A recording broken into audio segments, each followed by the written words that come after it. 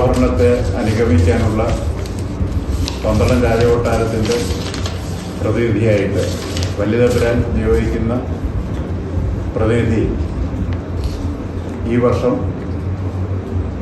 പന്തളം ഊട്ടുവര കൊട്ടാരത്തിൽ തൃക്കേട്ടനാളൻ രാജരാജവർമ്മയാണ് തിരുവാഭരണത്തെ അനുഗമിക്കുന്നത്.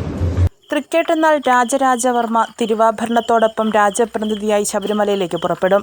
പന്തളത്ത് നിന്നും ശബരിമലയിലേക്ക് തിരിക്കുന്ന തിരുവാഭരണ ഘോഷയാത്രയിൽ തൃക്കേട്ടനാൾ രാജരാജവർമ്മ പന്തളം വലിയ തമ്പുരാൻ പ്രതിനിധിയാകും. വലിയ തമ്പുരാൻ തിരുവോണം നാൾ രാമവർമ്മരാജയുടെ നിർദ്ദേശപ്രകാരം കൊട്ടാരം നിർവാഹക സംഘമാണ് രാജപ്രതിനിധിയെ നിശ്ചയിച്ചത്. ജനുവരി 12-ന് പന്തളത്തു നിന്നും തിരിക്കുന്ന ഘോഷയാത്രയെ നയിക്കുന്നത് രാജപ്രതിനിധിയാണ്. ശബരിമലയിൽ ആചാരപരമായി നടക്കുന്ന ചടങ്ങുകൾ രാജപ്രതിനിധിയുടെ സാന്നിധ്യത്തിലാകും നടക്കുക. പന്തളം മൂട്ടുപുര കൊട്ടാരത്തിൽ പരേതയായ മാലതി തമ്പുരാട്ടിയുടെയും തൃശൂർ പുത്തൻചിറ താന്നിയിൽ മതിയത്ത് ഇല്ലത്ത് പരേതനായ രാമൻ നമ്പൂതിരിയുടെയും മകനാണ് നിയുക്ത രാജപ്രതിനിധി.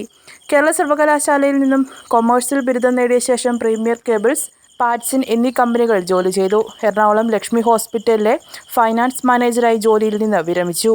News bureau, Pandalam.